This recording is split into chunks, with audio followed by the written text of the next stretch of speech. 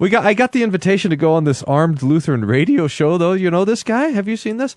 There's two things that I would like to say that make me feel safe. Number one, the fact that there is a radio show called the Armed Lutheran Podcast somewhere in the world. That makes me feel safe. Bringing you law, gospel, and guns. This is Armed Lutheran Radio.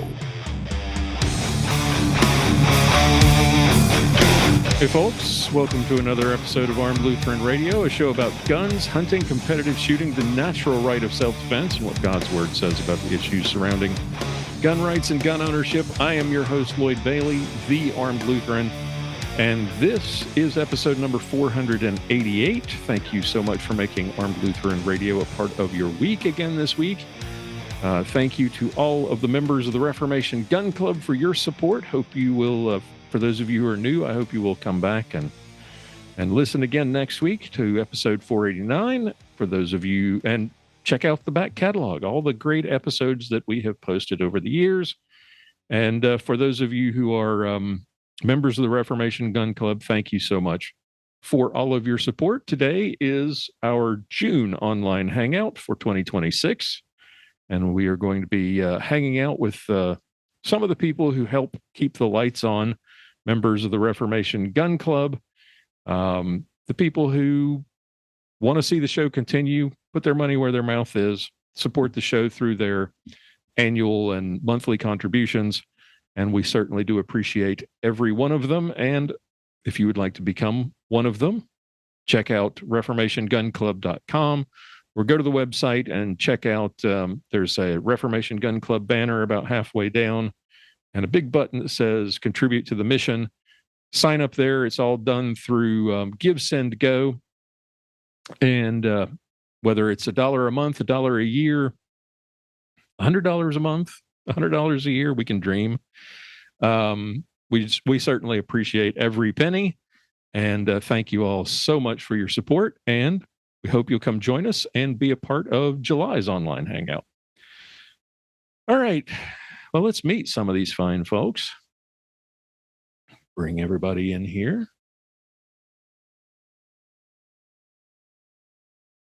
Let's see.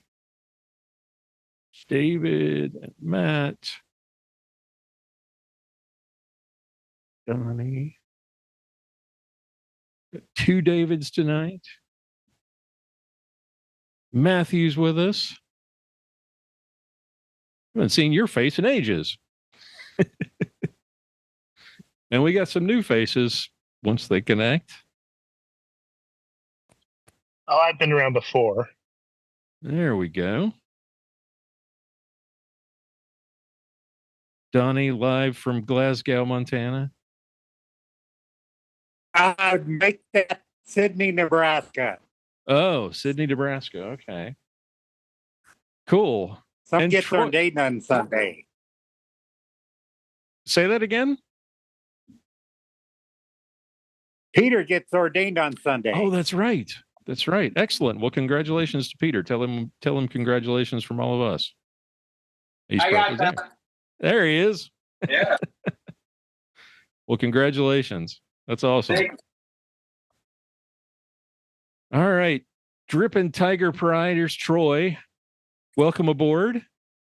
Hi, gentlemen. First time. Appreciate you all allowing me to join y'all. Thank you. Joining from just outside of Austin, little town of Dripping Springs, Texas. Dripping Springs. It's outside of Austin. I don't make my way down that way very often.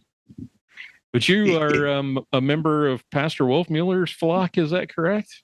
That would be correct, sir. Please don't hold that against me. But No. yes, that would be the case. No, we're very, very, very happy with Pastor Wolfmueller, and we've been very blessed at St. Paul and Austin. If y'all ever get a chance to come down and visit, I encourage you to do it. Our church is exploding in great ways, and we're trying to do great things down there. So, and Lloyd, I don't know if it's the time to say this or not, but my interest is to have a conversation around church security. I don't know if any of the brothers here would entertain a dialogue around that, but as an elder in our church, I I've taken on that task with our advisory committee on trying to figure out what's the best way to do it for our unique situation. And I've had a chance to interview a number of the other churches in our area and then some non-Lutheran churches as well, just to see how they're doing it. Right, and right. very, very interested in the feedback from the collective group here, your experience, all the conversations you've had. I'm new to Arm Lutheran Radio, been on it for about a couple of months now. Gentleman from, I won't mention his name, he didn't give me permission, from a church in Georgetown, told me about your podcast. And Lloyd, I've probably listened to at least 30 podcasts now since I discovered it. So it's wonderful. Thank you. Awesome. I appreciate it. Well, welcome Yes, sir. aboard. Thank you. We always we're always partaking of something on the Friday night when we're getting together for our online hangout. So start us off. What are you imbibing this evening?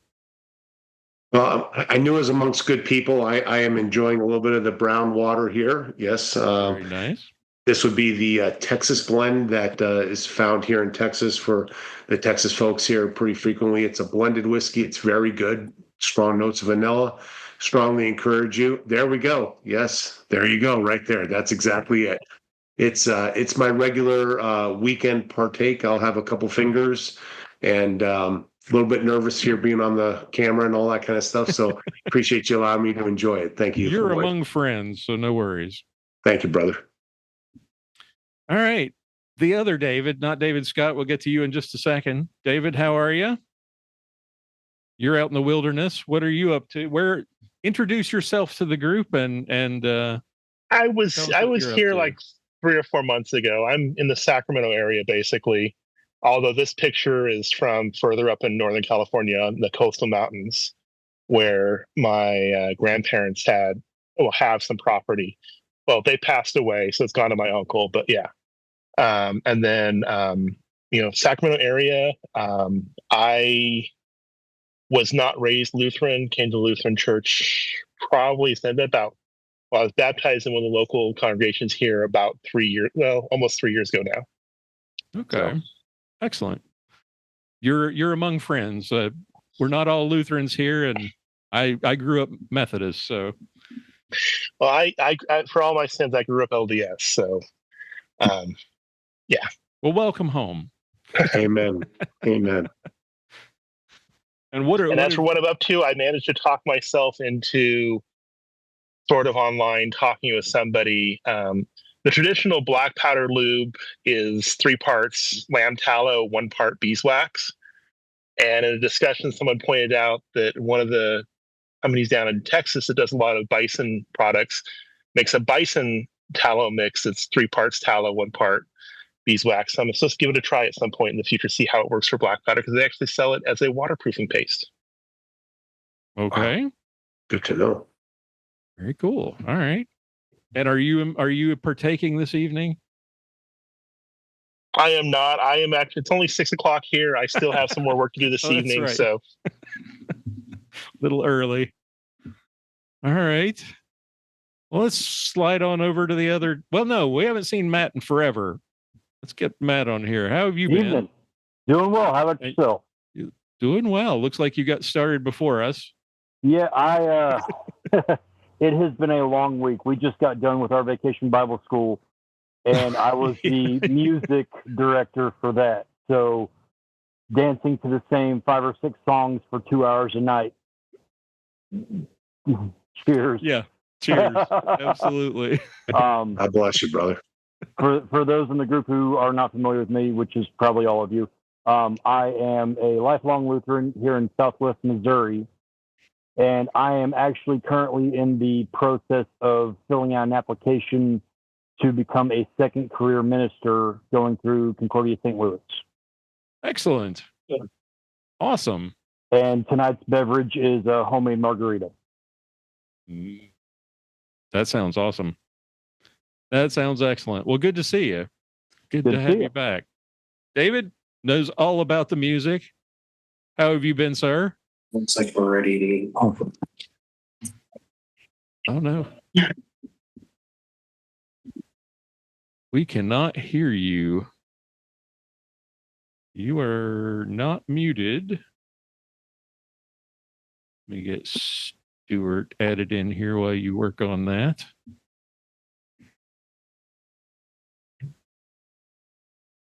Oh, and Pastor Bennett is with us. I was watching one of your videos, Stu, sitting at the ballpark. I wondered if that's where you were, if you were going to miss tonight. But I know it's 5 days ago. Yeah, well, we just got back from our walk. All right. Hey, John. But I gotta go find my cigar and a drink. Howdy. How are you? I'm doing pretty good.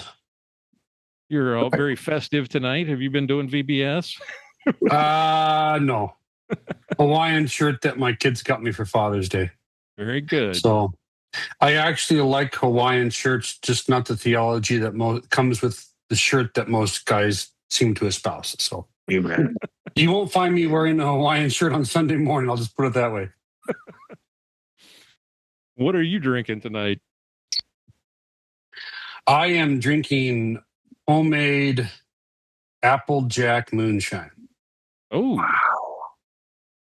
Came in okay. a legit mason jar. So I was Doing it the right way. making a shut-in visit. And well, not a shut-in visit. I was making a visit to a couple.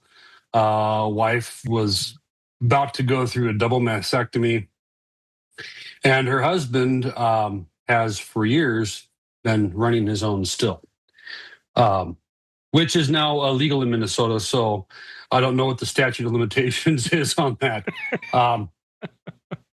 But it's strong stuff. I'll just put it that way. It's 60 proof. So, Ooh, holy cow. Yep. I add just a little bit of water to it, and it actually broadens out the flavor profile, makes it even better, and lets you drink more of it and still get the same effect. I had moonshiners in my family tree at some point. We never did find any of the old stills, but they show up in yard sales every now and then. Very cool. Yeah, the commies in Minnesota it was illegal except for hobby purposes for making your own fuel. And you can make your own alcohol fuel. And any equipment you had to be serialized. The state government had a record of what equipment you had legally purchased, and they could at any time inspect your home. And so you can imagine that really cut down on the number of people that were, even for hobby purposes, who wants to jump through all those hoops. But yeah, it's legal to distill it now as long as you're not selling it. Okay. So, Like All right. that. Sounds good. Speaking of Father's Day and what I'm drinking, I haven't even opened it yet. This was a Father's Day gift. Lindemann's, I'm assuming it's not pronounced framboise.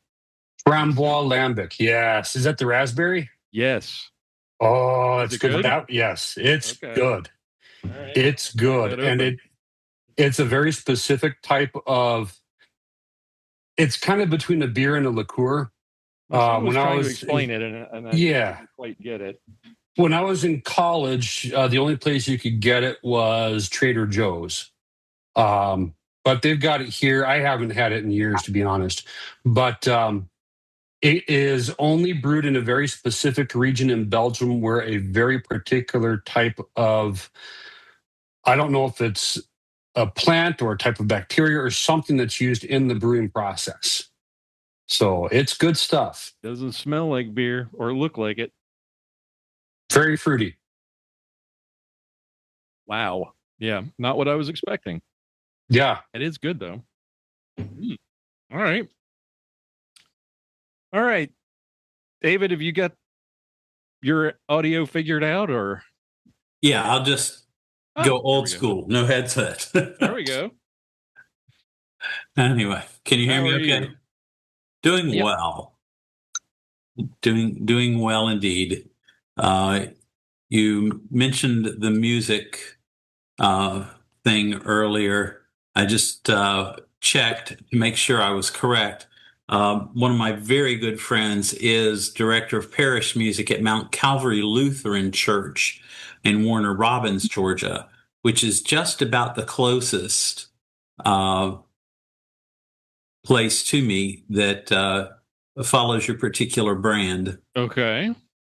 And anyway, he's a dear friend. I've sung with him. How far is and he Warner with me. Robins from Kennesaw? Hour and a half. Okay, not bad. Yeah. Dear friend, sung with him many times. He has sung with me many times. Anyway, but that's actually how he grew up. So he's happy to be back in the Lutheran world. Anyway, but that's just a big deal. So that's all done, getting ready for Christmas now. So that's months and months of prep. Oh yeah, well, Christmas has been in the bag now for 2 months, except for 2 commission pieces that we're doing. So amazing stuff. Yeah, so the arranger should have those before we start rehearsals. Do you ever record or do video of any of your shows? And if so, where do we find it? YouTube, Georgia Festival Chorus. I am going to go check it out. I've been meaning to ask you about that. Yeah. All right. What are you imbibing this evening? Anything? And nothing, just a little soda with a little fruit juice in it. Nothing exciting. Nothing exciting. That's Donnie, how are you, sir? Well, 2 weeks ago today, I had a knee replaced. So wow. How's the new one? It one? was challenging driving down here. About 13 hours. About 13-hour drive. We took it over. We left yesterday afternoon and we got here about noon today. We're actually in the Mountain Time Zone here in the Panhandle of Nebraska. So I can't abide in anything right now. And Peter's had his quota for the week. He's drinking yours for you. Well, no, we actually just sat down for dinner, not about the time you started, and I just wanted to come in. He doesn't have Wi-Fi yet, so I'm on my cell phone. So just say hi to everybody, and then I'll probably hang up, but it's good to see everybody. It's good to see you, Donnie. Take care. Congratulations again to Peter. Blessings to you, Donnie. Hey, Peter. Yeah. Okay, guys. Thanks. All right. Good to see you. Yep. All right, Stu, have you found what you were looking for? Well, I'm making a Sazerac cocktail. It just takes a while. I got my rye and I got my brandy in it. I just need to, and the simple sugar. I just got to get put the ice on the whiskey and then take the absinthe and coat my glass. Love how the camera follows him around. I am actually standing up if I'm trying not to bounce the camera. Every time I put my hands on the desk, it bounces. I ended up buying not 1, but 2 standing desks because I sit all the time. And I figured probably better for my back if I don't do that. So if the camera angle looks weird or if it bounces any, I will try to avoid slamming my hands on the desk. All right. Well, Stu is still mixing and preparing. Let's discuss Troy's topic here. Troy, John, were you here when at the beginning? Did you hear Troy's intro? I did not. Okay, so Troy wanted to talk about church security, and he's been talking to some churches in his area, both Lutheran and non-Lutheran, getting ideas about how to handle their particular situation. And he wanted to kind of throw that topic out here and let everybody stir the pot a bit and see what ideas and info we could share with him that might be helpful. So, Troy, any specifics you want to kind of throw out there for us to? Maybe what I'll do is thank you, Lloyd. I appreciate it, and again, thank you, gentlemen, for welcoming me to be here. So our church is in downtown Austin. So for those of you that know Austin, we're just 2 blocks north of the UT campus, right on Red River. So it's very much a city church. In terms of the history of Missouri Synod churches, it's the mother church for the Austin area, but it's not the first church that actually Missouri Synod, or the lineage from Missouri Synod, came from the Wendish that came over a little bit further east from us, Giddings area, where the painted churches are, for those of you who are Texas bound and never want to see that. So St. Paul is a very old church. It founded Concordia, Texas, all this kind of good stuff. We are on our 3rd campus, and the church itself is very much designed like Wittenberg Castle. So, Erfurt Castle, if you know your Lutheran history. So from the outside, it's actually very well secured. And when they built the current campus in the 50s, it was modeled after a lot of the typical transept, cross design. But our narthex is extremely small. You have to access the narthex through stairs and through 2 very small entrances. And because we're in the city of Austin, we have a lot of challenges with homelessness. We have had threats, not specific to St. Paul, but we have had threats that have come across that have said there are going to be attacks on Christian churches at different times in the not too recent past, where we've had to look at that and be concerned. We've had unfortunate incidents during the week where people have come for choir practice, or staff is leaving at a certain time, and it's an urban church, so you have homeless and other people hanging around, that kind of stuff. So we've done a lot, and really what I'd love to hear from the brothers here are how you guys are approaching it. I'm not looking in the Missouri Synod. There's a lot of debate right now about the proper role of should you be armed in church, concealed carry or not, that kind of stuff. I'm happy to share what our policy is right now, but I'm really looking to learn from the other brothers here on how y'all are doing it, the debates that you've had about that. We have kind of come to the conclusion, at least from the Board of Elders standpoint, that I should disclose. I come from a military family. I'm a West Point guy. I was in the military myself. We've consulted with a lot of LEO. We have retired LEO in our office, in our congregation. We have very poor angles of fire, angles of sight, the ability to control ingress and egress because of the odd shape of our narthex. And so we've decided that having a uniformed or ununiformed officer probably doesn't make the most sense, especially knowing that we have some people that choose to carry concealed in our congregation, and we wouldn't want to have the situation where you have an officer that chooses to engage a threat, and then they can't engage, or they need to know to stand down accordingly, differing levels of education, that kind of stuff. So our policy is we lock our doors, our narthex doors, during service. It's a very difficult thing to have to do. We have to have additional staffing from ushers and elders in order to be there to open the doors for when people are coming in, because there's always people coming in late, or people have to run out. And we're a growing and thriving church, so we'll worship 500-600 on a Sunday between our 2 services, and so it's a lot of coming in, coming out.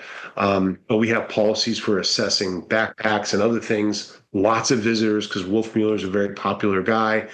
I would just love, gentlemen, if you have ideas, thoughts, the debates that you've had in your churches. I would love to inform our Board of Elders as we explore this on what the best way to do this is. And I'm happy to share some of the research I've done in the Austin area, for whatever that's worth, the way some different Lutheran churches have done it, and some of the other urban churches, for those of you that are in city-based churches. Thank you, Lloyd. Was that good introduction, I hope? Perfect. I'm going to assume that your policy, congregational policy, is that concealed carry is fine. We do not have a policy Oh, you for don't have a or policy. against it. Okay. Yes, sir. Yeah. Okay. Yep. Exactly. I'm going to open it up to the floor and let anybody jump in here who has. I knew Tim would be one of the first ones with his hands up. How are you, Tim? Good to see you. Tim Oh, pretty knows a good. lot.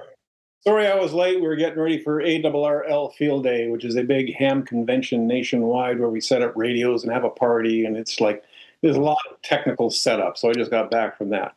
Anyhow, to get to the subject, if you've never heard of a fella named Ed Monk, that's EDMONK, Ed Monk. If you have not heard of him, go to YouTube. He's got some, I guess you can say, teaser videos there. He's got one that shows not only the need for armed and trained citizenry in places of worship and schools and so forth, but also how to get there. Your people need to be trained.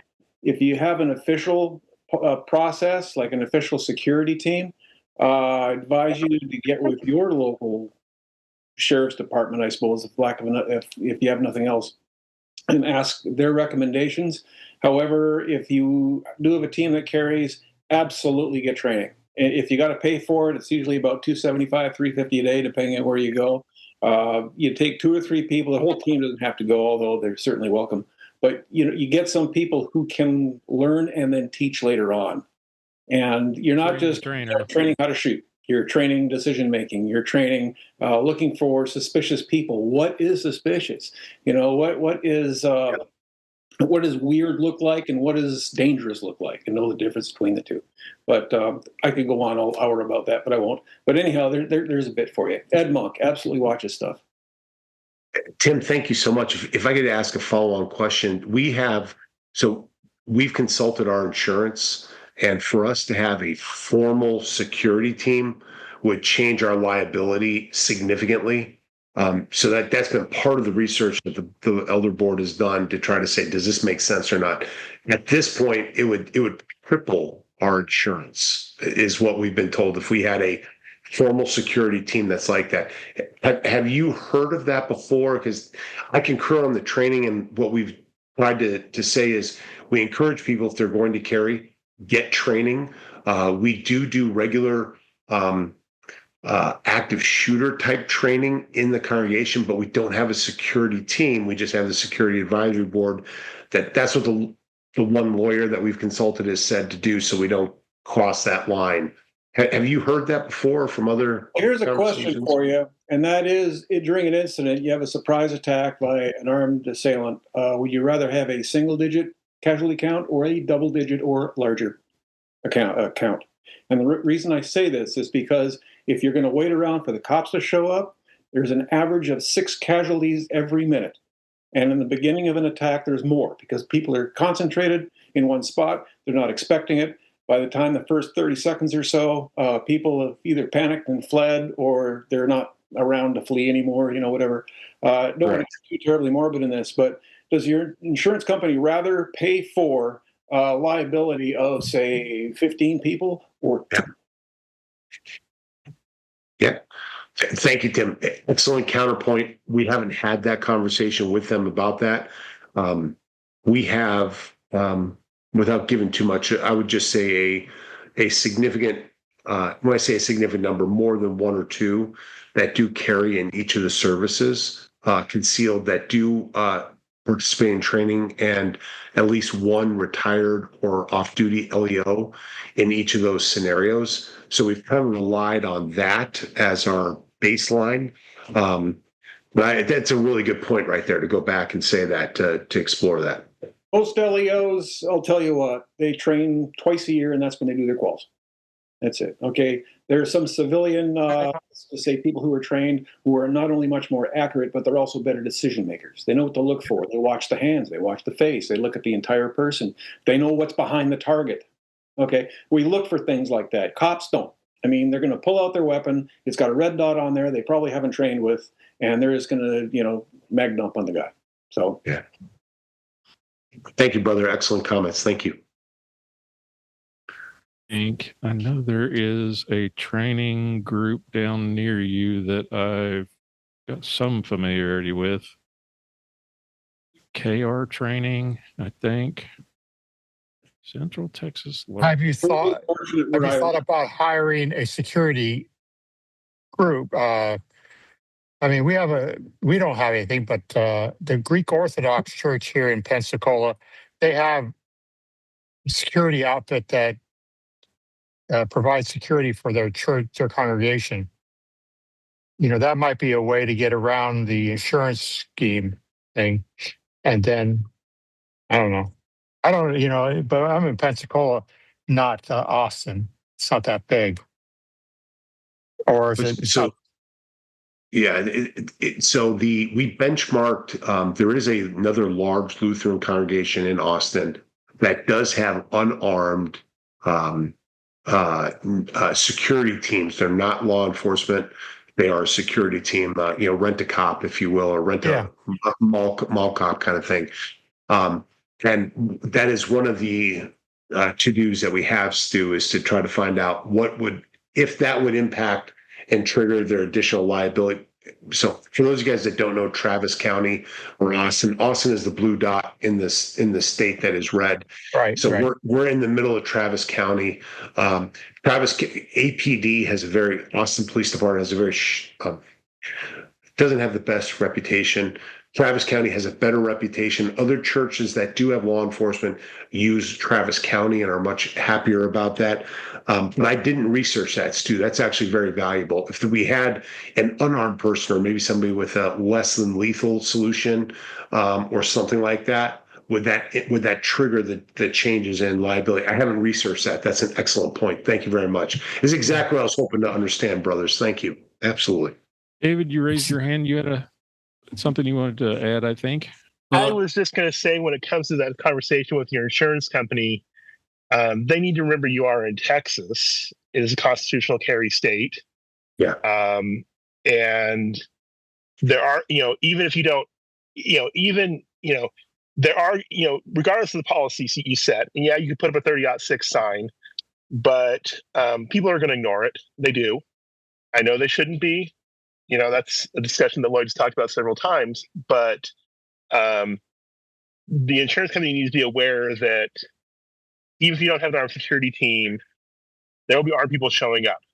And that is something they consider is, that's just, I was going to throw that out there with the conversation.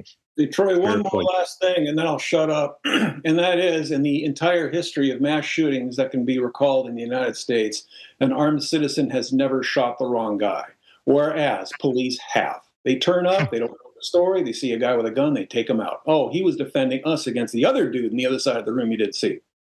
All right? It has never happened. There was that case in Colorado, was it, where the armed citizen intervened to help an officer who was shot, and the responding officer shot the armed citizen. What just happened the other day in that shooting in Montreal? Right? Montreal. The cop shot an unarmed rabbi. Yeah. Yep. Crazy. So thank you. Our situation, Troy, is similar but quite different. Of course, first, I'm in a Baptist congregation, so policy and polity are different. However, we also live in Kennesaw, Georgia, which has a unique city ordinance that all heads of households are required to own a firearm. And Georgia is constitutional carry. And the number one case lawyer for Georgia gun law goes to our church. A couple of interesting things.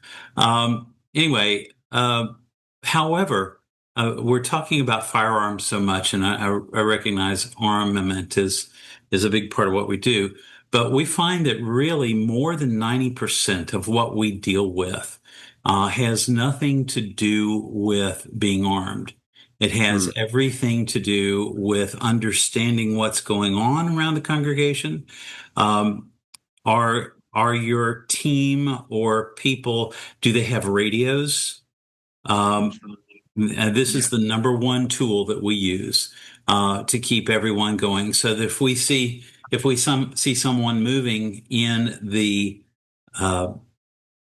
sanctuary, the people in the back, we play a zone defense In the sanctuary, we have 2 services. We have anywhere from 600 to 1,000 people, depending upon what's going on, in 2 different services total. But we play zone defense for the congregation, and then we play man-to-man for the pastor. So we have a person who is uniquely assigned to the pastor at all times. So such that because he would be the magnet for trouble, we feel. And we know this from personal experience. So we play, we play zone defense. But if somebody's moving, we do an altar call. Our denomination does an altar call. Yeah. When somebody moves, the people in the back zones are picking that up and are relaying that. We have a little old lady coming down the right aisle, or somebody gets up in the middle of a service. We have some people who are known to us, and we might say, Jack is here again this Sunday. He's in the middle on the right. Somebody please go sit with him. So most of what we do, and we have a lot of medical that goes on. So we're all, CPR, AED, first aid trained. Very good. So we have this. We do have a rent-a-cop. We have found that parking the police car in the parking lot in an obvious space. Our campus is sort of wide, so they actually move the car between the early and late services so that we get the maximum. We get the maximum play on just that kind of presence. But that person makes rounds, as it were, although they're quite welcome in the service. And some of them, we have about probably 6 or so people who rotate in and out of that from our local police department. And they all love to be here because it's an easy duty. We don't make them run around, do physical things or anything. And we've not had any incidents since they've appeared. But we do train. Our people are all individually insured because our church insurance will not cover us all as a group. Thank you. So each of us has, for example, U.S. Law Shield, those kind of things. So we're all individually insured. U.S. Law Shield is one of the few that does cover you if you are on a church security team. Not all do. So we train. As a matter of fact, we're going out tomorrow morning, and so we will be running the Georgia police officer standards of training qualification tests tomorrow. So I'll be administering that. It's a 30-round course of fire. Tim, you're correct. I don't know how many of the police officers can actually do that as well as the folks who actually enjoy shooting. Although we do have one guy in our local department.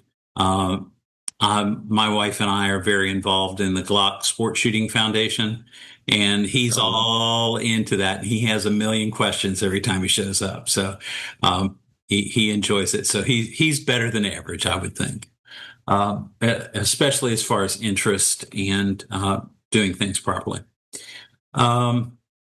So that's what we do. We have we also have a church school that has its own challenges. Yep. And so, because that definitely impacts the law in the state of Georgia. So it's kind of thing.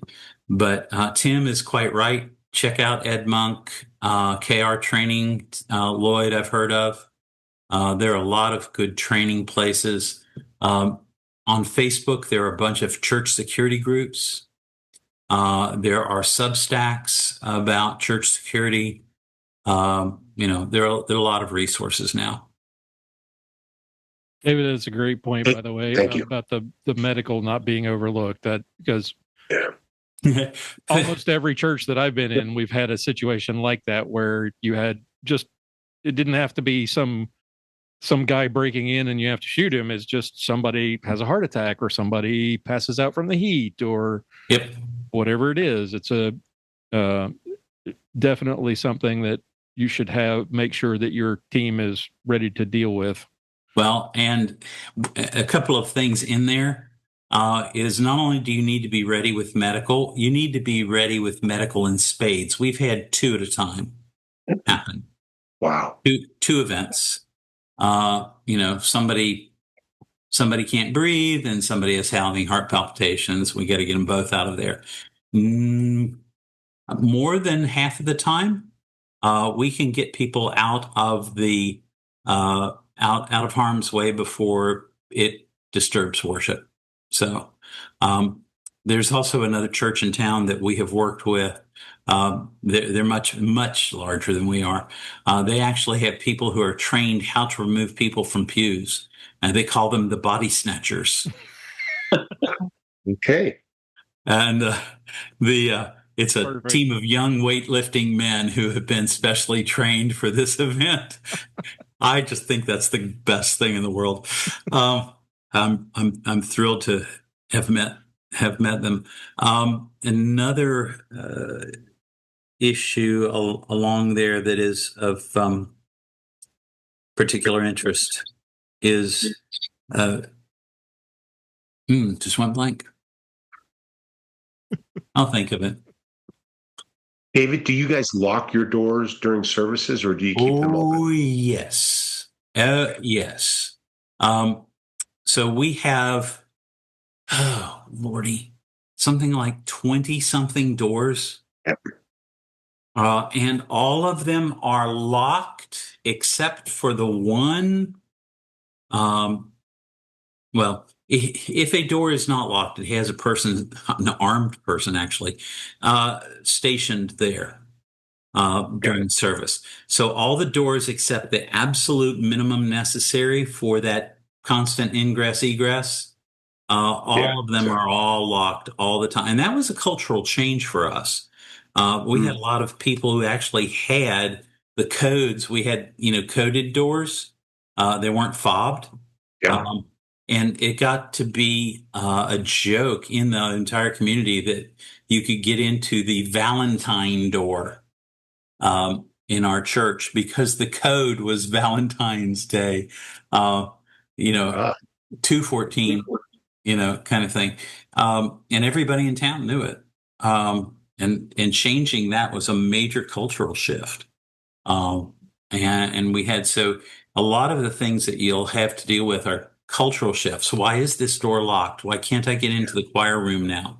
Why can't I get backstage into the baptistry area? Why can't I have to go around to the front now because I can't go through the. Yep. Yeah, I can't get to North Carolina had that problem. Yeah, and for a while it's why can't I get to that bathroom? Yes. That makes sense. There were some of them, and now that particular door has been changed and remodeled, and and now they have access to the bathroom again without a key fob. But and now it's all fobbed, electronic, and records, audits can be made of who's coming through when. We have video. We have video policy about who can see it and who cannot, and when. And so there are 15, 20 cameras around the building, watching the hallways. They don't get looked at unless there's an issue. Also, one of the things in training people is, especially, so I had a particular lady ask me, we were in a downtown area. I think we were in downtown Dallas at the time. We were working with a homeless mission, and a gal asked me, how do you know whether you can deal with, she's a super compassionate person. How do you know whether you can or cannot help this person? Because we had somebody actually had approached us while we were on the street that night, and I turned them down very flatly. And so 2 things there. One is, have you heard of FOG? Fear, obligation, and guilt. So if anyone approaches you with that approach, making you fearful, making you feel obligated to them. You're a Christian, you have to do this, or guilt, sort of the same thing in that case. But you did all of this, and sometimes we see these in racial biases and things of that nature. So fear, obligation, and guilt. So if you identify fog, that's typically that's not a place where you need to be exhibiting compassion. You may need to deal with discipline or discernment there. The other is just simply if someone approaches you and says, I need $10, that's a very different thing than if they approach you and say, I'm hungry. If they define a problem and they're willing to accept God's intervention in that problem, then you can help them. If they have already defined and they have a solution and they're trying to get to their solution, not God's solution, then again, that's something where discernment and discipline may be necessary. Hey, David, there is a rule of thumb about people approaching you, and that is, number one, if they're strangers, and number two, if your gut says something about them, and even if they just try and get within arm's reach of you, they are dangerous. Yes. You have to keep that assumption. So I've had instances where someone would come up saying, hey, have you got the time? And he was coming toward me well within arm's reach. And I back off and go, hey, I can't help you. And I walk off. And you say it loudly and forcefully, and they'll go away. Yeah.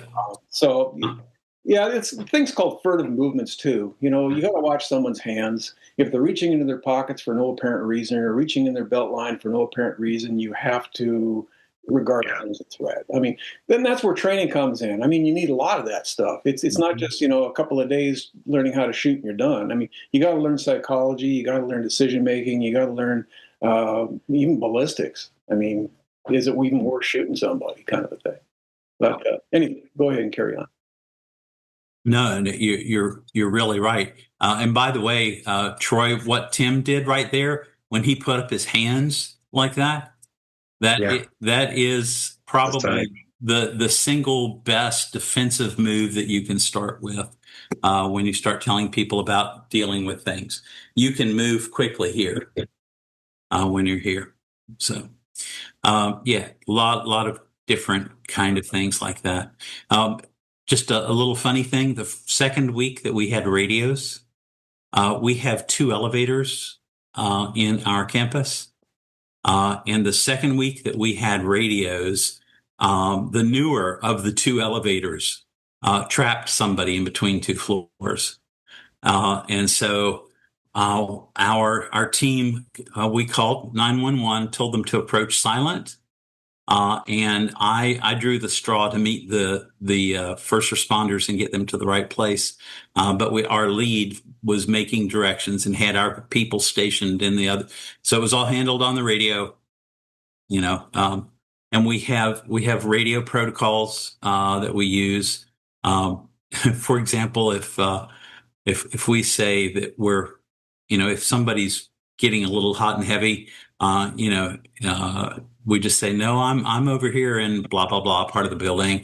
And I cannot go see Pastor Smith right now. Well, that means we need Pastor Smith, or we need this person. I can't go see Ed. I'm sorry. I can't get to you.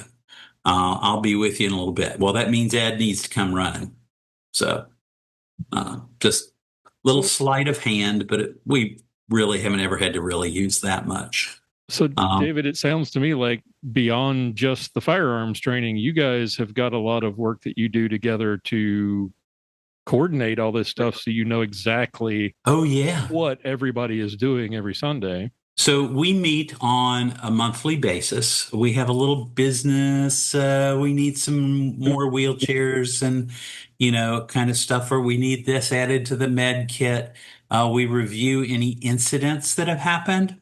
We had a doozy. We didn't know a saxophone player was coming. Well, this guy comes in with a long hair, and we're not in a sort of long hair kind of place, and carrying a saxophone case. Nobody knew it was a saxophone case except me, and I'm in a different part of the building. I'm rehearsing with another group for worship service. What was the call sign for that? Oh, Lord. The guy just got about, well, he did get stopped and he did get asked what's in the case. And he did show his saxophone because and his buddy was a little upset at it. But, it's like, hey, we've got to keep people safe and we don't know what's going on. Can you please show us what's going on? Well, he was there for our Filipino service and to play saxophone in the Filipino service. And I had seen him earlier and I didn't think at all of it because I saw it's a saxophone case. I know what a saxophone case looks like. And I didn't even think that we have 18 people on our team. I didn't even think the other 17 people have no clue what that is. So they I'd already seen it, but they stopped him. The other interesting thing, if you get a chance, we worked with a company called Strategos out of Florida to do some of our initial training. I'm not having good luck getting back in touch with them. That was like 3 or 4 years ago, 5. But one of the we have had another group, can't remember the name of it, but they did a lot of, Tim, you were talking about the decision-based training. They did with some really great exercises. And we also learned how to manage a firearm in a crowd. Tim, you'll be familiar with position Sewell and the temple index kind of things. Yeah. And so we learned how to do all of that. And it's very, very useful. So well beyond basic training. I've taken 4 pages of notes. Thank you. Excellent comments. I sincerely appreciate from everybody. Thank you, gentlemen. And we're meeting tomorrow for live fire training and a picnic. So, that sounds like fun. Food and fire is awesome. Yeah. Well, there will be some clay shooting and a few other things besides the training. So just like go have a big bang and picnic. We're all looking forward to it. We do it a couple times a year. See, there was a time where I was getting a resistance locking the doors when service started. And what kind of woke a lot of people up was, I think it was a year ago on Good Friday, we had a homeless gentleman show up. He poked his head in the door and he just wanted, a bottle of water and, okay, we can do that. And there were 3 women that were behind me when the guy showed up. And it's like, we have homeless turn up all the time. I really didn't think a lot of it. But when I came to the front door again, this gentleman's now inside the church and he had a revolver in his waistband. And it's like, dude, you got to leave now. And he goes, what? But go. You have a firearm. You're out of here. I wasn't being kind. I wasn't being compassionate. Definitely not Christ-like. I threw him out. And so you got to lock doors because what if that guy wasn't quite so compliant? What if he decided today's my day and he pulled that thing out? Yeah.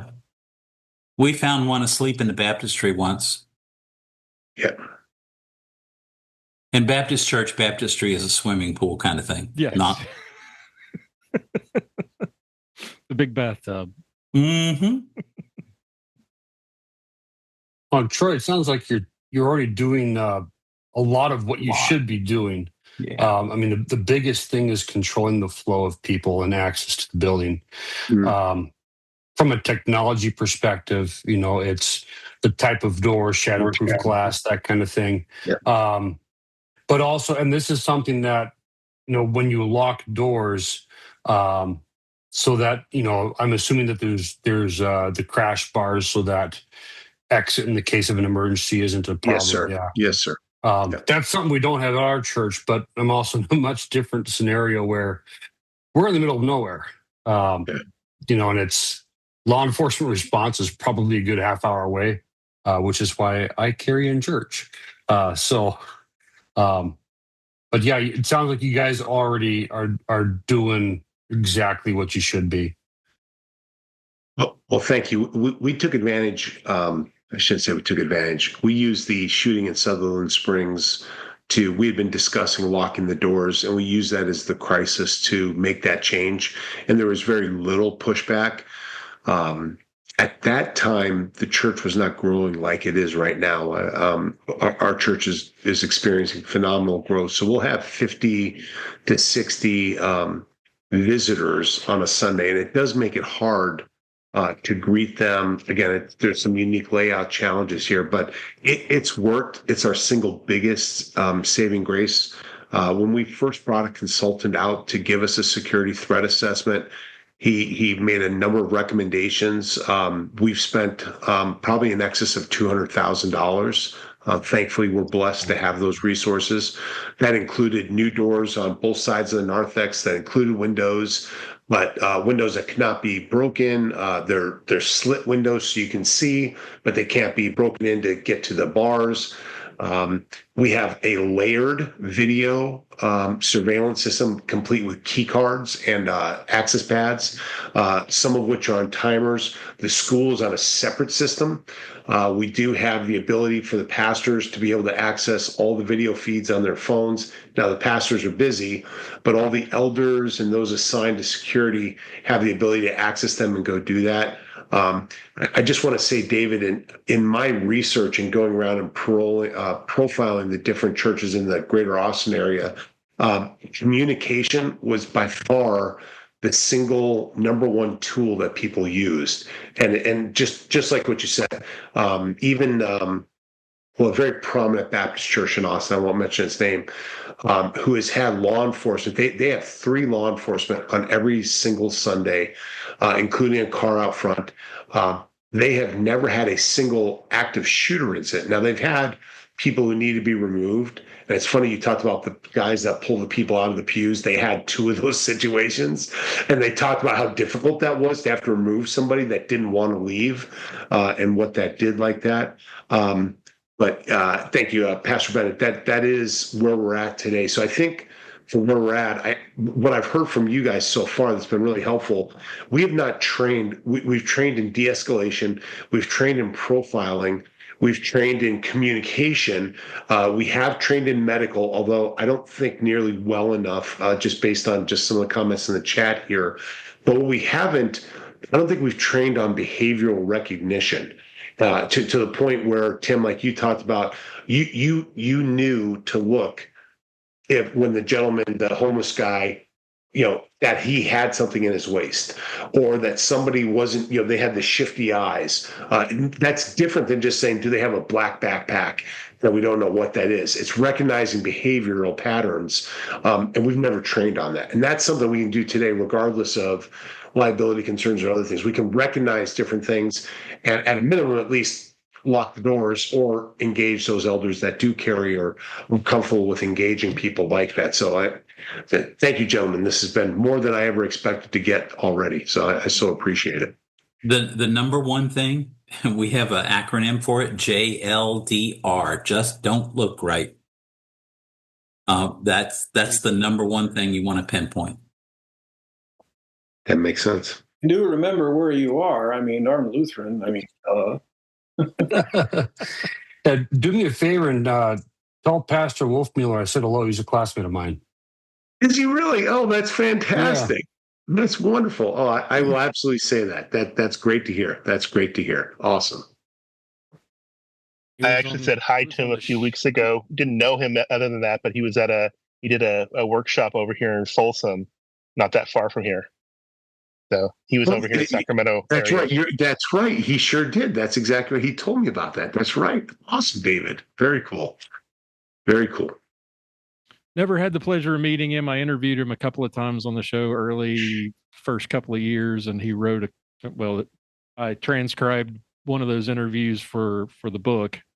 So always enjoyed his stuff. And I remember seeing one of his videos when he first got the job in Austin, climbing all the way to the top of the bell tower. So you do have a great observation point. If you want to send one of your guys that draw straws, and whoever gets the short straw, send them to the top of that bell tower. That looked scary.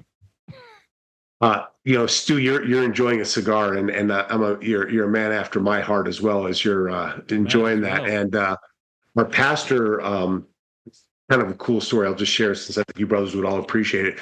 My previous pastor, Mark Knuckles, who still serves, even though he's retired, in a couple of different synodical roles, was a cigar guy, and all the elders had to be able to partake and enjoy cigars with him. But that was his favorite place. We have a very tall tower and bell tower up there, and it's incredible views. If you can navigate the rickety, tiny ladder to get up there, which my former football playing frame doesn't support very well anymore, but he would be up there on a regular basis enjoying cigars. And if any of you would ever want to come to Austin, I'd love to entertain you with a cigar. We continue the tradition with our men's Sunday night, once a month, fire pit out in our courtyard, and where there's lots of men that enjoy cigars and this type of dialogue. So thank you. Very good. Pastor Bennett would like that, wouldn't you, Yes, John? I would. Yeah. Got my humidor sitting right up there. Right over your right shoulder I there. see. Fantastic. I Count switched me to in the on that one too. Bovita I'm just like you not told me. climbing that medieval tower of yours. What was that, Stu? I switched to that Bovita like you told me. You said one time. Yeah, it makes a huge difference. It's just easier. It is. It is. All right. Time flies when you're having fun. Great topic, Troy. I'm glad you were able to make it, and I appreciate everybody's input today. Excellent stuff. Anybody got any last thoughts before we wrap up? If you haven't watched Clifford's latest video, you should check him out. Steve's not on tonight. Cliffy B. What is this? Is Yeah. it Cliffy? Is it No, Cliffy? it's just his name. Don't ask me. I just looked it up, but I don't remember. I'll put a link in the show notes. So real quick, I got to brag on my son. This is his second season shooting trap, and went to the state trap shoot in Alexandria, Minnesota. They have close to 8,000 high school and middle school students shooting. And he was ranked in the JV group, and he was tied for 28th overall with the boys. Don't know how many were, but it's going to be at least 1,000 shooters just in that group. Nice. And if he had been shooting at the varsity range, he would have placed like 175th, but he shot 83 overall out of 100. And then this afternoon, we were just for the heck of it shooting trap out in the yard because, well, we can do that here in the middle of nowhere.